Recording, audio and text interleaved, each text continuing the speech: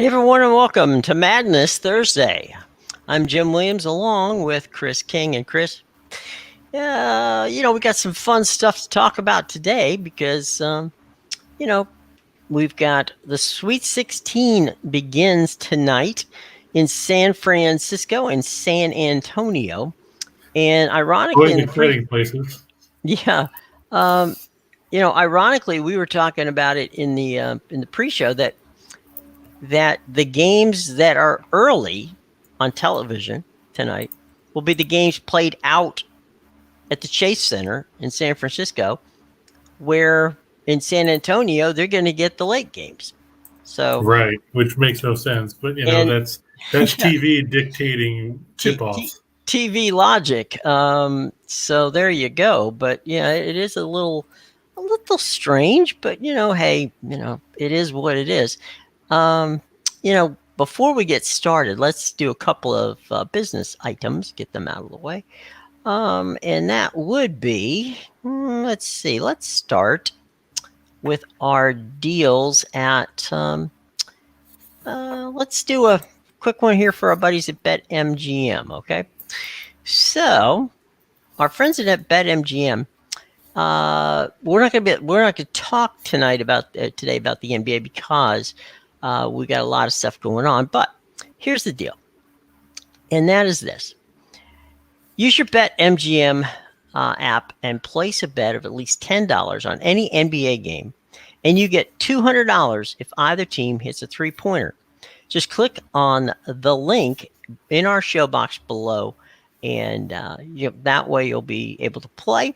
And hopefully it'll be a winner for you tonight. So again, first time you ever use it, bet at least $10 on any NBA game on your MGM app, and you get $200 if either team hits a three-pointer. Click on the BetMGM link in our show box below. We'll have some more BetMGM cool stuff coming up a little bit later in the show. Okay? All right, so let's go and talk a little bit about Gonzaga, the number one overall seed. It's in our region, which is, we've been given the West region, and here we go. So let's talk a little bit about Gonzaga taking on Arkansas. Arkansas is a dangerous team. They're on scholarship too. But as much as Eric Musselman might try to make it seem like they're not. Right, that's true. That's a 7:09 start Eastern time on CBS with Mr. Nance and the gang at the microphone. So onions. Right, yeah, Billy Rafferty. So, hello, friends. Jim Nance. Hello, friends. Gonzaga finally gets to play a team that likes to run as much as they do. I mean, if you look, Gonzaga's 6th in the country in tempo at 72.4 possessions a game. Arkansas is 28th at 70.7. So my question is, will Musselman try to run with Mark Few's team, or is Musselman going to try and take the air out of the ball and make Gonzaga play a different style? We saw the rock fight that they were in with New Mexico State over the weekend where, for a while it didn't look like anybody was going to break 50 points. And, as it turned out, they barely broke 50. It was 53-48. But, you look at Arkansas and they haven't – I guess they haven't played as well as you would expect a 4 seed to play. They beat Vermont by 4 in a game where Vermont nearly had a chance in the final seconds to have the ball for a tying possession before replay overturned what would have been a turnover. And then, they struggled against New Mexico State. They were up for a bit. Then they gave up a run and they trailed. Then they went back ahead. And then it was just a brick fest down the stretch where nobody wanted to hit a basket. If you play that kind of poor shooting style against a team like Gonzaga, they're going to run you out of the building. You just look at the raw numbers for Arkansas shooting the ball in the tournament, and they are, well, let's be honest, they're putrid. I'm just pulling it up here. Yeah, they're shooting 35.5% in their first 2 games from the floor. They're shooting 27% from three-point range. The only reason why they're still in the tournament, they're shooting 84% at the free throw line in those 2 games. Right. JT Note has struggled. I mean, he scored 17 in the second half against Vermont after scoring nothing in the first. He wasn't great against New Mexico State. He's 10 of 34 from the floor. If he struggles, Arkansas is going to struggle on the offensive end. You can't rely on Stanley Umude and Audie's Tony. And on the other end of the floor, look at the massive size advantage that you're giving up here. Gonzaga has Drew Timme, and they have Chet Holmgren. Now, Holmgren, I know, is 7 feet and weighs about 57 pounds. But, he's been a shoddy racer on the defensive end. He shoots the ball well offensively. Timme is 6'10", 235. You look at Arkansas, they've got Jalen Williams, who's 6'10", and then they start, Umude and Tony, they're both 6'6". Which 6'6" guy are you going to put on Chet Holmgren? I don't know. Yeah, Timme reminds me of Dirk Nowitzki in the way he plays. Is it the porn stash? I'm sorry? Is it the porn stash? Yeah, well, there's that. Yeah, but he's got those same kind of big guy mannerisms. I mean, he could, he's a guy who at that height shouldn't be able to handle the ball that well. True. And he can. And he can also shoot from outside. I mean, obviously he makes his bones inside, but Ryan thinks. Look at the big second half he had against Memphis. Well, yeah, because they were down 12 in the opening minute of the second half, and then Timme scored 21 points or something like that. I was going to say he went like 16 points before anybody else got a basket. Yes, I mean Ryan likes Arkansas straight out. Or taking the 9 points. Well, 9. I would take the points. I think it's up to 10.5. At least it was this morning. It might have shifted again. Yeah. I don't think I would trust them straight out unless Gonzaga shoots 50% at the free throw line again. Which, I mean, we've seen them shoot 16 to 30 against Georgia State. That's the reason why Georgia State was in that game for so long. Right. And then they were 13 to 24 against Memphis. Timme's the main faulter in that case. I think he was 4 of 10 or something like that against Memphis. Yeah. They were going to have to be better at the line. I mean, that's way worse than what they shot during the regular season. I think they're at 70% or so, give or take, which isn't great, but it's not Boise State. But now the way they're shooting, they're making Boise State look, like Rick Barry in his prime. Right. As opposed to, Chris Dudley in his prime, if he had one. If he had one, yeah. I don't know. To me, the thing, why your points about you said it's over 10 now? I believe it's 10.5. I'm going to double check. I mean, 10. It's 10. So whatever. 10. It's 10.5. The Gonzaga and most of these teams, they're playing closer games. Nobody's getting blown out, and so, yeah. Yeah, you're right. It is 10. So it went from 10. It was 8.5 originally. Then it was 9.5 yesterday. Then it was 10.5 this morning. Now it's back to 10. Our buddy Super Slash says that he hopes that this is the year Gonzaga wins, but that's a lot of points. It is a lot of points. I they can still win, okay? They can still win and just not cover, okay? So there's that. Don't fret. I mean, it's still possible. You can win 1-0. Right. In Arkansas, Ryan's on Arkansas. So we got a couple of guys here, one on each side, deciding what's going on. Real quick, before we lose him here, Ryan just wants to remind everybody that the Sharks won last night. So yeah, they did beat Calgary, but now they have to go, and now they have to go play Edmonton. Right. So, and Bruce Boudreau won last night too. So yeah, there you go. I will give you that. They did win that one. We got Patrick. I've said yesterday, Demko would have to stand on his head for Vancouver to win that game, and he stopped 32 out of 33 shots. It was a 0-0 game after 40 minutes. Yeah, and Halak started for Calgary. I mean, not Calgary, for Bruce in Vancouver. Oh, wait, they started Halak? They didn't start Demko? No, Demko started last night. No, I think it's Halak started last night. Great, now I got to go look at that box score because that's just horrible if that's the case.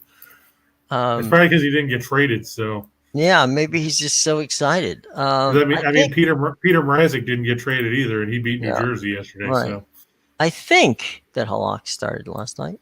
you are correct. Yeah. So, That was his one good start for the year. hey, you know what? If he's gonna get it, that's the time to get it. That's true. So, all right. So we are saying chalk on this one, right? Yeah, Gonzaga goes. I think like Lex said, Gonzaga is Mhm. going to win, but I don't think they're going to. I don't know if they're going to cover. Right. Um, like you said, 10 points is a lot of points. Like Sly said, Yeah. and we've seen, like you said, we've seen a lot of tight games. I mean, sure they blew out Georgia State, but like we said, that was a 2 point game with 12 minutes to go. Right. Um, then they struggled against Memphis. Arkansas has struggles in both their games. As far as the total's at 154.5. Now, Hmm. before that rock fight with New Mexico State, and that's what it was. It was a rock fight. Right. Gonzaga or not Arkansas had gone over the number in 7 straight games going back to February 22nd against Florida. Mhm. Uh, but none of those numbers were as high as this one. Right. Gonzaga has 3 straight overs coming in, but um, this is a pretty high number. I mean, you got to go back to Santa Clara on February 19th to see a number as high as this was for the Bulldogs, and they stayed under the number in that game. At that point, that number was 163.5. So apparently, they really had a lot of faith in Herb Sendek's team. Um, I think this one's going to end up somewhere in the 70s. Mm-hmm. Maybe Gonzaga gets to 80, but I think it's going to fall a couple points short. Yeah. Originally, I thought it was going to go over, but after seeing how badly Arkansas shot the ball in the tournament and having to deal with Gonzaga's defense, unless they're getting a bunch of buckets in transition, I think this one's going to fall short. Okay. Let's move on.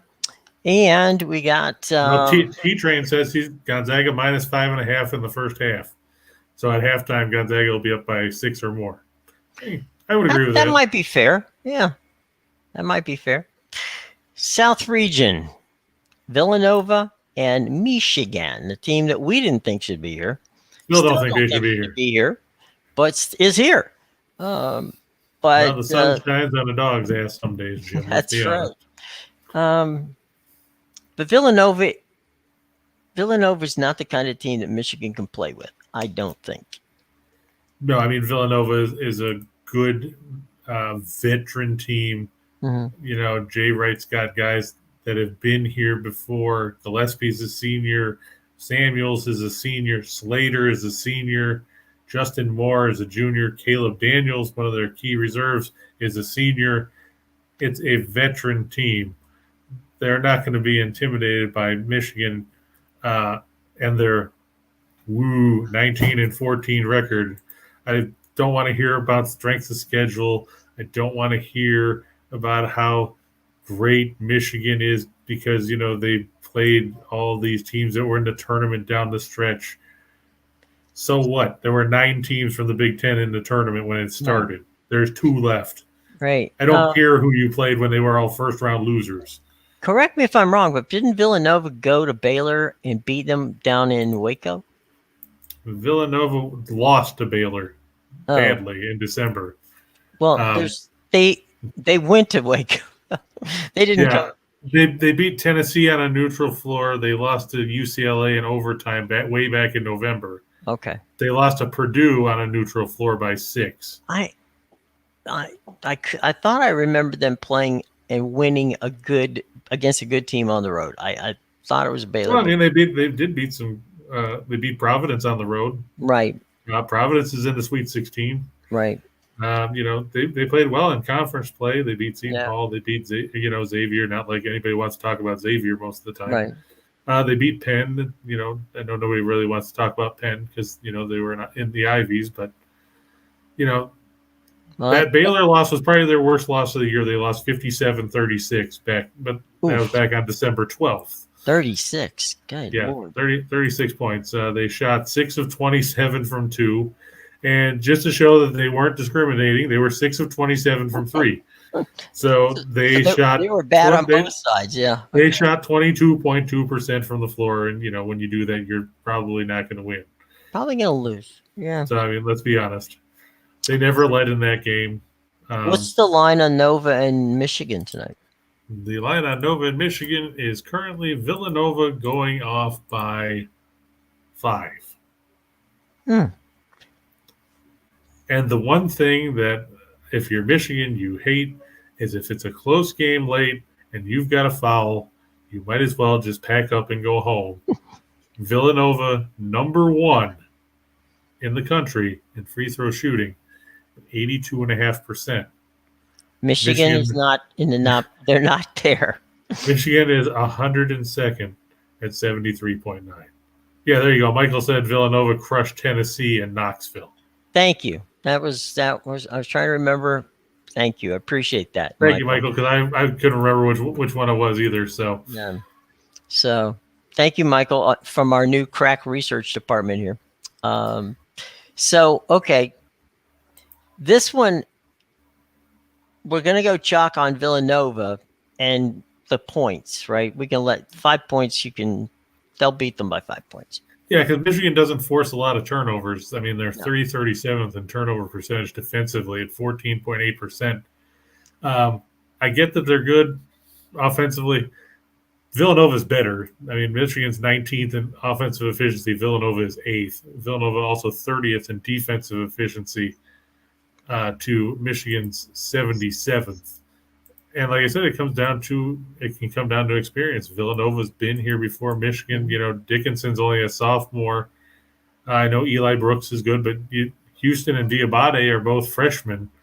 And Diabate could end up in foul trouble because if Villanova knocks down shots from the perimeter and you got to drag those guys out of the paint to try and guard somebody, then you're in trouble. And defensively, Villanova is going to surround Dickinson and make somebody else beat them. Mm-hmm. And, you know, that's a strategy that has frustrated Michigan at times repeatedly. And I think that it's going to end up being their undoing is the fact that Gillespie plays for Villanova. Michigan doesn't have a guy like him.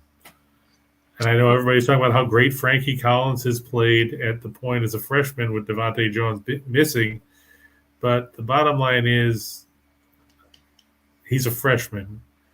And if he does start again, if Jones is limited because of the concussion protocol and everything else, it's going to be an uphill climb for them all day long. Well, and Villanova, not only being veteran, is also tournament tested. Yeah.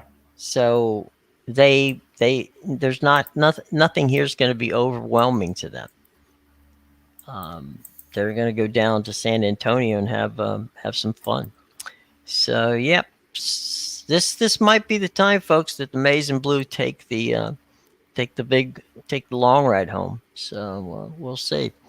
Going back out west. Okay, here's the one.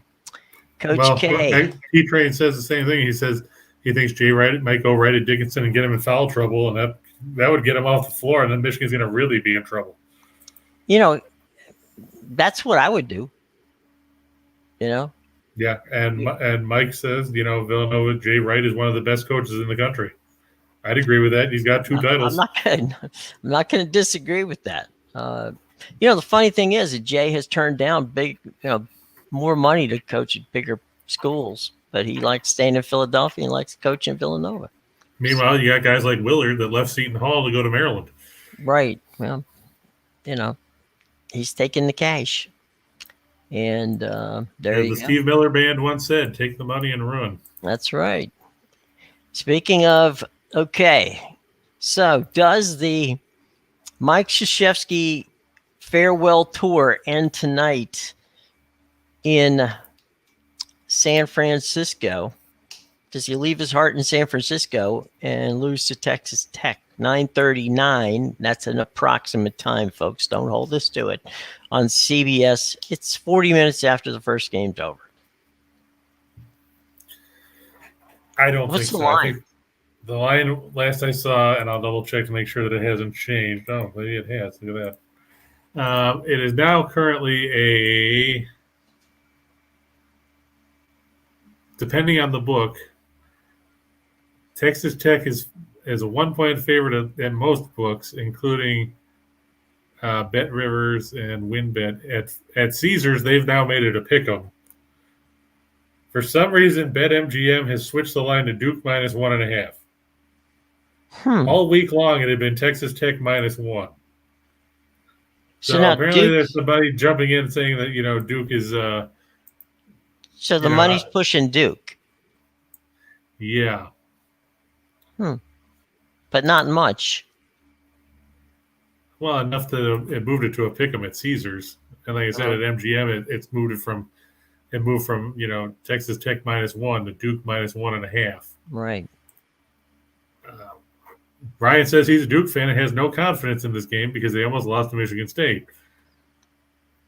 Now, but that was then and this is now, Ryan. That's how. That was then, which was 4 days ago. Right. But no, I think this is the end of the Mike Krzyzewski Magical Mystery Tour. Let's face it. I know everybody's all happy about Paulo Banchero. They all like Trevor Keels. They all like, the 365,012 McDonald's All-Americans that Duke has. Here's the problem. Duke has not been in a situation like this where they're playing a team like Texas Tech. Like I said in the pregame, Duke has a team full of boys. Texas Tech has a team full of men. Texas Tech's guys have been here. They've got the BTDT, been there, done that. They've got the shirt, they got the movie, they got a copy of the home game, they got a free toaster, and they got it all. You look at the experience factor between these teams. Duke, according to Ken Palm, is let's see, what was the number on that? I've got it in here somewhere. 346th in the country in experience. Texas Tech is 34th. The Red Raiders have allowed 57.5 points in their 2 tournament games. Duke does not play well against good defenses. You look down the stretch in the ACC and against the best defenses in the conference. They struggled with Virginia. They struggled with Virginia Tech. They struggled with Notre Dame and Texas Tech. They struggle with Miami, and Texas Tech is better than all those teams defensively. Texas Tech is number 1 in the country in defensive efficiency. They played well before under Chris Beard. Now it's Mark Adams. You know what? New face, same style. They will just kill you defensively. They force turnovers. They get buckets in transition. They make life miserable for opposing teams. Duke's not going to shoot 57% like they did against Michigan State. They're not going to shoot 51% like they did in the first round. They'll be lucky if they shoot 40% against Texas Tech. The Red Raiders, we've talked about how well they've played defense all season long. And I don't see Duke cracking that system on the fly. You look at the numbers. Opposing teams shot 38.2% from the field against Texas Tech. 4th in the country. Texas Tech gives up less than 13 twos a game. That's it. 13 twos. 1st in the country. 13th in 2-point percentage, 44%. 65th in 3-point percentage, 31.4%. 8th in scoring defense, 60.2. Sure, Duke's got Banchero, and they got Keels, and they got all the fun names that everybody remembers getting recruited. Texas Tech has guys that are lunch bucket guys. They go out there, they do their job, they go home. Terrence Shannon, nobody necessarily knows who he is. Marco Santos Silva transferred from VCU. Then I think he was in Texas, and then he left there after Shaka Smart left. Kevin McCullough, Adonis Arms, who's been around since Obama was president. And I'm not making that up. He's actually been there since Obama's been president. Davion Warren, Kevin O'Banner came from Oral Roberts. We saw what he did with Max Abmas last year in the tournament, creating havoc. Bryson Williams came from Fresno State. This is a team full of that's loaded with experience. They got 5 seniors. They got 4 juniors in their top 9 players. Duke doesn't have that kind of experience. Duke doesn't have the kind of grit that they need in order to be successful. I'm going to take Texas Tech. And if you're going to give me the points at BetMGM, I'll take those too. There you go. Well, that's because BetMGM is that kind of people. They'll give you something, Chris. See, they're a good sponsor, right? They're a good sponsor. They are. There you go. Well, look, one thing they can't say is that if tonight is the end for Krzyzewski, that he's leaving the cupboard bare, because this is a team that will be reckoned with certainly next year, because they do have talent on that team. So, well, yeah, you look at Ryan. He said, he thinks it could possibly be a blowout by Texas Tech. They got blown out by North Carolina at Cameron Indoor. They lost to Virginia Tech. They didn't cover against Cal. And who's talking about Cal in March ever when it comes to basketball?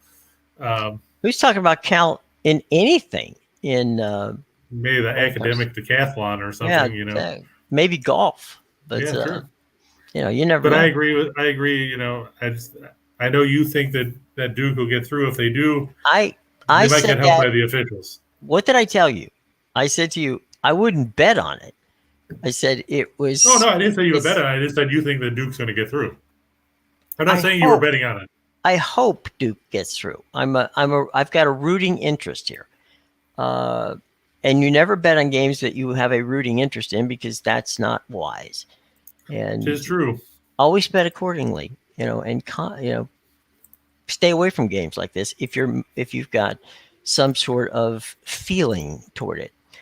Here's a game I don't have any feeling toward. Here's a game we don't care about at all. I didn't say I didn't care about it. I just don't feeling for it. This one is Chris King's upset special. And there's a lot of people thinking right now, ooh, that Arizona team, they're headed for cutting down the strands on the basket when they all get together in New Orleans next week. Yeah, I'm going to go the other way. I'm going to quote Winger, the great 80s hair band, and say that Arizona is headed for a heartbreak. We can go Eagles and go, there's a heartbreak tonight. That's true. Or you can be Elvis and say Heartbreak Hotel. That's right. Anybody want to chime in with your heartbreak songs? Put them in the comments. T-Train, I know that Connecticut guys hate Duke. We hear that all the time from LA Bachelor. Right. The funny thing is, where I grew up and my wife grew up is the hometown of one Christian Leitner. And let me tell you, I don't like him any more than you do. And I, lived 5 minutes away from him. So there's that. While Sly said, Leitner and Hurley and Grant Hill and all those guys, they were great teams. Sure, but Leitner's a dick. I mean, you can be great. You can be great, and people don't like you. I mean, Barry Bonds was great. And not a lot of people like them. That's true. But I think Houston is going to give Arizona some real problems. You look at the way Arizona struggled in their game against TCU. They gave up a ton of offensive rebounds in that game, which was concerning when you consider the fact that Houston picked up offensive rebounds on 40% of their missed shots in the game against Illinois the other night. They picked up offensive boards on at least 30% of their misses in each of their last 12 games. They're 15th in the country in offensive rebounding percentage. Or I'm sorry, they are actually – look at the wrong page there. They're third in offensive rebounding percentage at 37.7%. That's a pretty scary stat when you're an Arizona team that just gave up 20 offensive rebounds to TCU. Had TCU been able to hit free throws, but looking at you, Eddie Lampkin, you're the big reason why TCU went home, going 4 of 10 at the stripe. Everybody will point out how he was 8 of 9 from the floor, but so what? You missed 6 free throws. It could have put the game away in regulation. And you look at Arizona, if Houston clamps down in the paint and makes Arizona shoot from 3, Arizona was just 5 of 27 from beyond the arc against TCU. I know everybody likes Benedict Mathurin. He was 3 of 11 from out there. Kerr Kriisa was 1 of 10 in his action. He took 10 shots from the field, and they were all from 3. Here's a clue. if the first 8 don't go in, stop shooting. Stop shooting it. But I mean, 5 Take a of step 20, inside the arc. Yeah. Yeah, he took no 2s. Okay, this game started out most of the week with Arizona 2 up, and it's dropped down now to, I think, 1-5, right? Yeah, 1.5. So, the money is moving toward Houston. Yeah, well, you're talking about a clash of styles. I mean, Arizona's a very good offensive team. Nobody's going to take that away from him. Tommy Lloyd's done a great job rebuilding that program. But Houston will kill you defensively. I mean, they're 7th in the country in scoring defense. They lead the nation in field goal percentage defense at 37.2%. That's it. 37.2. You're not going to beat a lot of teams when that's what you're shooting from the floor. They're shooting. Teams were shooting 44% from 2 against them. They're shooting 28.8% from 3 against Houston. Again, that's it. 28.8%. Not going to get it done if that's all you're hitting. And like we said, Arizona struggled from the field against TCU. Nobody's confusing TCU with Houston when it comes to defense. Nope. And this is a Houston team that has galvanized itself since December. You remember they had Marcus Sasser. He was lost for the year with a toe injury. They had Tremont Mark. He was lost for the season. So you've got other guys stepping up. You got Sheed, and you've got Edwards, and you got White, and you got Taze Moore, who transferred into the program last season from Cal State Bakersfield. He was a good player there. He's played even better over here. Had a big game against Illinois. You got Josh Carlton down low. Arizona is going to have to get another big game from Christian Coloco, who had the game of his life the other day. And Matherin is going to have to knock down some jumpers. They're going to have to hit some threes to loosen up Houston's defense, because Houston's not going to give up anything inside unless they get in foul trouble. Yeah. This is one of those cases you had just mentioned, Texas Tech being a lunch bucket team. Yep. And Houston is a lunch bucket team. True. That's not throwing shade on the talent that they have. It's just that this is not a group of 5-star McDonald All-Americans. These are guys that you just said, they transferred here. They came from the portal. They put together a team, and the team is playing. So, and they, as you said, they galvanized themselves. Houston came out to prove a point, and I think they pretty much proved it, that they are, as good a team as anybody in the country. And now against the number 2 overall number 1 seed in Arizona, they have a chance to prove it, and they don't have to go too far to do it. They're doing it in San Antonio in their backyard. So, and here's the funny thing: Arizona's a 1 seed, right? Yeah. Houston's a 5 seed, right? Yep. In Ken Palm's rankings, Arizona's ranked number 3. Do you know what Houston's ranked? 2. Number 2. Yep. That one I knew. Talk about an undervalued seed, the Houston Cougars. I'll tell you what, if the Houston Cougars were playing in a power conference other than the AAC, there's no way in hell they come in as a 5 seed into this tournament.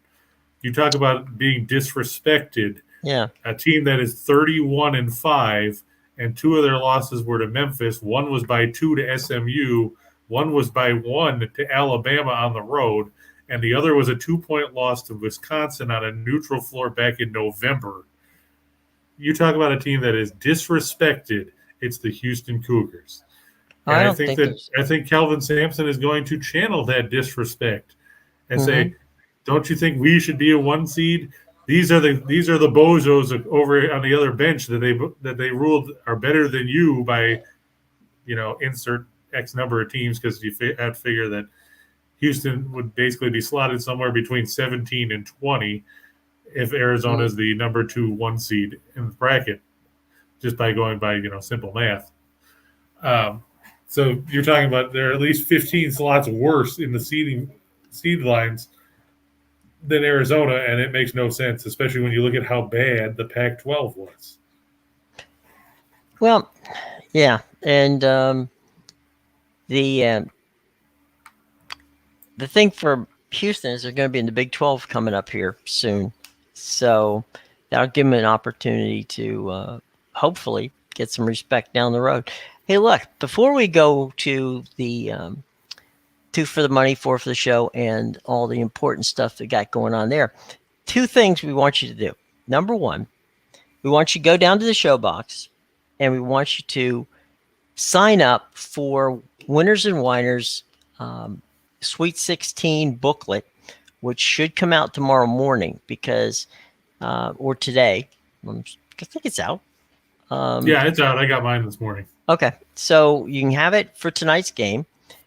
And what that's going to do is going to give you all the information you need to know for betting on all the games that we're talking about here, and we'll be talking about tomorrow in the Sweet 16. And that, of course, is free of charge because we like you guys and we want you to have it. All right. Now, here's an opportunity to also, while you're in the show box down there, we're going to have a contest. Now, this contest gives you a chance to prove to us that you know what you're talking about. Now, we know all you guys that are here know college basketball. Well, you do not have to wager a single dollar on this. It's free. What you have to do is you basically go in and there's 15 questions. And Chris, you want to explain how the contest works?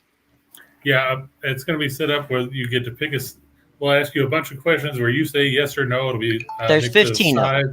Yeah, it'll be a mix of sides and totals and different player props like will, Joe Below score 50 points. God, for God's sake, if the question says, will Joe Below score 50 points, don't put yes. Because Joe Blow ran out of eligibility. I just checked with the NCAA. Joe Blow it could be Timmy. It could be Timmy from Gonzaga score 50 points. Yeah, but if it's Joe Blow, it's still 50. The answer's still no. But yeah, right. But there's 15 questions. If you get all 15 right, you can win $10,000. But if you don't, yeah. But if you don't, and you still end up with more right than anybody else, you can win $1,000. Right. Pretty good for not putting in any money. That's right. So, and they won't let me win. So I mean, somebody else somebody that watches the show should win. Just so we can say that we have the best viewers out there. That's right. We want somebody from our show to win that money. So go out there and do it. So get the book for free, enter the contest for free, and have a lot of fun on us because we want you to do that. Okay? Elliot, if you're the man in this business, then why aren't you sitting in my spot? Don't try and disrespect me on my show there, Mr. Disco Inferno. I'll get Alex Wright to turn your lights out. Elliot says just send a check his way. Okay. Okay, one quick question here from Mr. King, because he's being very polite. James wants to know, what do you think the Nuggets line? Last I saw, Denver was favored by 3.5. I'm going to just check and see if it changed real quick. Is it down to 3? Nope, still 3.5. Yeah, I kind of like Denver at home here, just because of the fact Phoenix played last night. They had to run with Minnesota. They did win that one, which was nice because that was one of my favorite or featured picks for whatever Michael was asking about yesterday. For my top NBA play, I took the Suns. But here they're playing the same game of back-to-back. You have to figure with the altitude being a factor, they're going to be a little tired. It's no fun playing against Minnesota when you have to play somebody else in the second game of back-to-back. And Denver plays decent basketball at home. They don't play necessarily as great as we've seen them play in previous years. But I'll take the Nuggets and give the points. Okay, we are getting ready to rock and roll because we've got a lot to get done here in a short period of time. So let's move on to 2 for the money.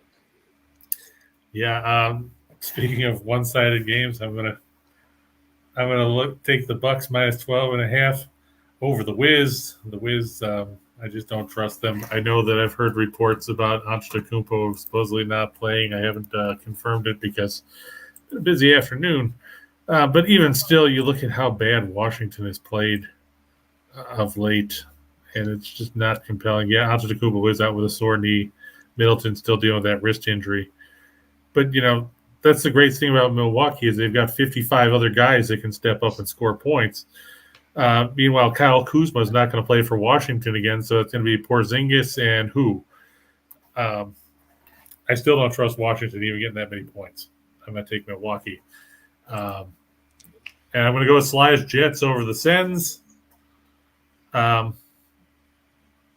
like the way Winnipeg's played of late. Ottawa's up and down.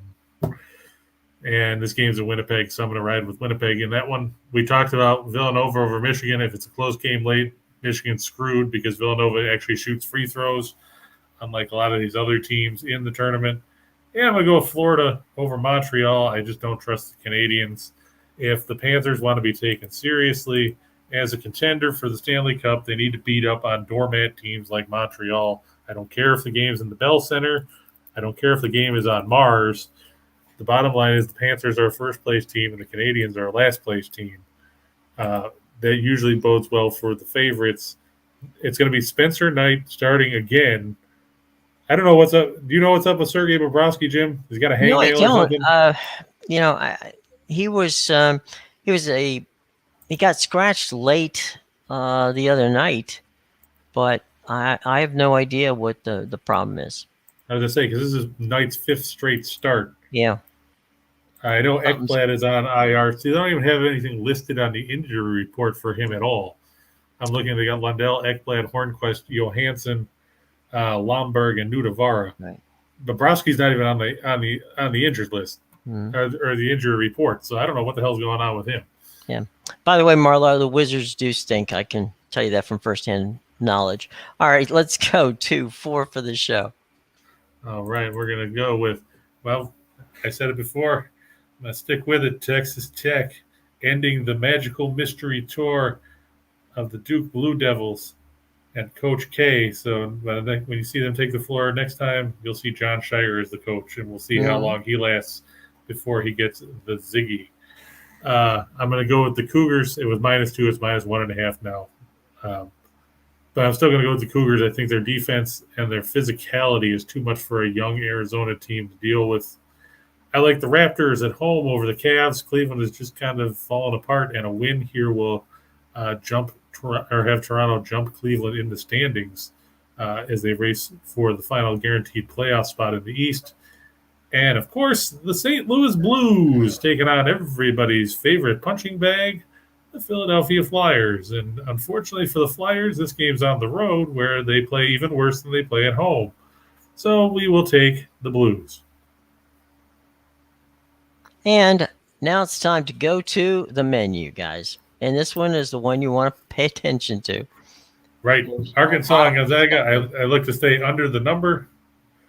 We talked about that already. Michigan, Villanova, I think is going to fall short too. Surprisingly, I'm going to go with Houston going over the mark, not by much. I think that this is only going to end up maybe 148, 150 at most in that Houston game. But I think Houston, for as slow of a tempo they play, I think that they're going to be able to get some easy buckets in transition, and that'll help the number. Texas Tech, Duke, I'm going to look to get to about 140, and that's it. But 140 is still bigger than 136.5 last time I used a calculator. So I'm going to lean towards the over there.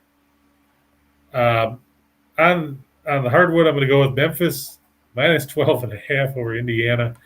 God, these lines are terrible. Indiana screwed me last night when they lost in the final second to Sacramento. Looking at the injury report, Malcolm Brogdon not expected to play. Chris Duarte is out. Isaiah Jackson is out. Rick Smith's also out. So is Reggie Miller and Chuck Person for Indiana.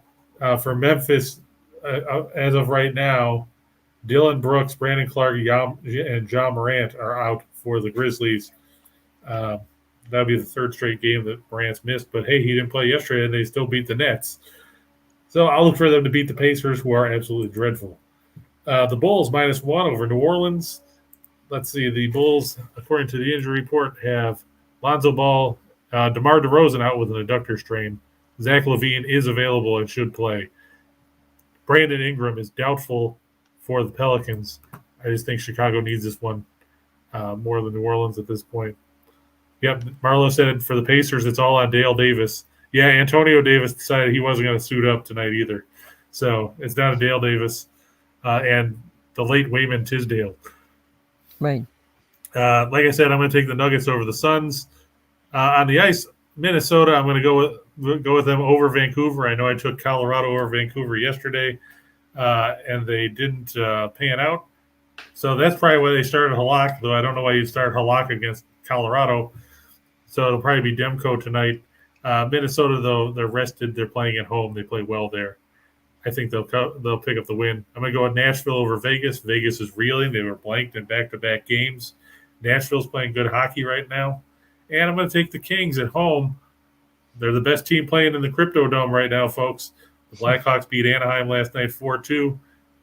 So they're playing the second game of back-to-back. I'm going to go with the Kings. And as Lane Elliott says, the Pacers are going to start Jamal Tinsley tonight. Hey, they could do worse at this point. They could get Roy Hibbert out of retirement. Yeah, they might. Danny Granger's available. Absolutely. Hey, guys, watch our entire Max Wagers Network team. Midday Money, Sean Higgs at noon. Morning with Allie Burns, 1 to 2. Then it's us, just parlays with Chris and I, 2 to 3, followed by Scott and Scott back to the window, 3 to 4 p.m., and game time decisions with Nick, Tim, and Lenny at 5 o'clock. Okay? So, look, going to have some fun tonight. Enjoy March Madness, Thursday night edition of March Madness. We're going to be back here tomorrow to talk about it and to get you ready for the Friday edition of March Madness. Guys, we appreciate you coming. We appreciate all your questions. If you have any questions, leave them in the comment sections. Check out the show box below to check out all of our stuff with BetMGM, which we talked about. Also, the free opportunities to get the book, which talks about the Sweet 16, as well as entering the tournament and getting Chris's picks sent to your email address. All of that information is in the show box below. Take the time. It doesn't take 5 minutes to read it, and you get all kinds of fun stuff, okay? All right, gang, until tomorrow, for Chris King, I'm Jim Williams saying we will see you tomorrow, and have a good and a safe night. Until then, guys, bye-bye.